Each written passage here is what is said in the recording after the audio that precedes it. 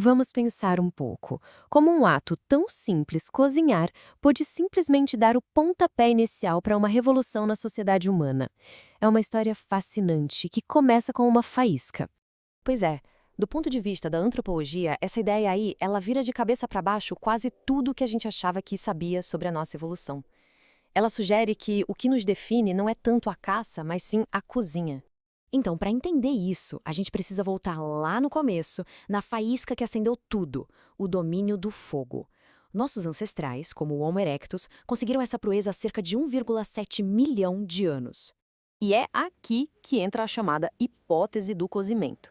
A ideia, defendida pelo antropólogo Richard Wrangham, é que o ato de cozinhar não foi só um detalhe, foi o elemento adaptativo-chave que nos tornou humanos. E olha que interessante essa comparação. Parece simples, né? Mas a troca biológica aqui é gigantesca. Pensa só. Quando se cozinha um alimento, a gente está basicamente pré-digerindo ele. As moléculas complexas de amido e proteína se quebram, e o nosso corpo não precisa mais gastar uma energia absurda para fazer esse trabalho. O resultado? Um superávit de energia enorme. E o que fizemos com essa energia extra? Bom, foi aí que o jogo virou de verdade. Essa energia toda foi direto para nosso cérebro. É o que a hipótese do tecido custoso explica. A energia que economizamos por ter um sistema digestivo menor foi toda reinvestida na construção de um cérebro muito maior e mais complexo. Claro, uma mudança biológica desse tamanho ia ter consequências sociais imediatas. De repente, os primeiros grupos humanos tinham mais energia e, crucialmente, mais tempo livre. E isso abriu espaço para novas formas de organização.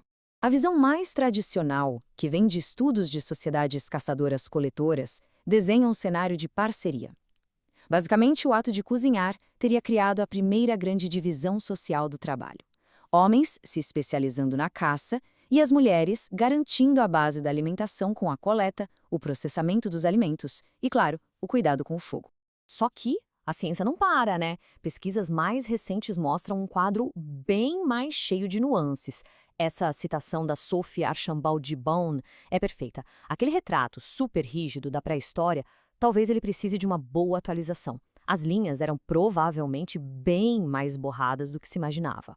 Ok, então se o cozimento foi a faísca, o próximo grande passo da humanidade, a Revolução Agrícola, foi o que transformou essa faísca num incêndio, escalando todas essas mudanças sociais para um nível de sociedade inteira.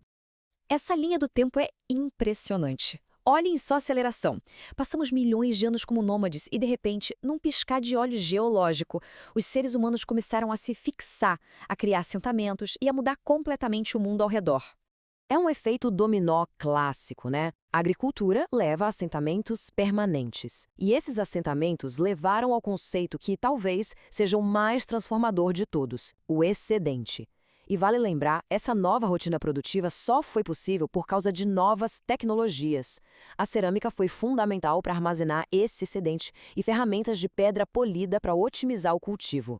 E aqui as coisas começam a ficar realmente complexas. Pela primeira vez na história, os grupos humanos produziam mais do que precisavam para sobreviver no dia a dia.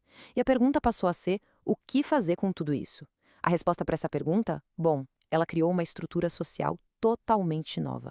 É isso. O excedente não trouxe só riqueza, trouxe hierarquia, porque de repente era preciso guardar, administrar, trocar e, claro, defender toda essa produção extra.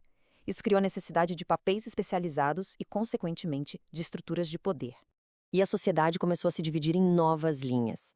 Primeiro, a divisão entre quem criava rebanhos e quem não criava, gerando a primeira forma de riqueza que podia ser acumulada. Depois, com a especialização, surgiram os artesãos, que já não produziam o próprio alimento. E, finalmente, para conectar tudo isso, surge uma classe totalmente nova, a dos comerciantes, que não produziam nada, mas controlavam as trocas. E o resultado final de todo esse processo? Uma sociedade dividida. De um lado, aqueles que controlam os recursos.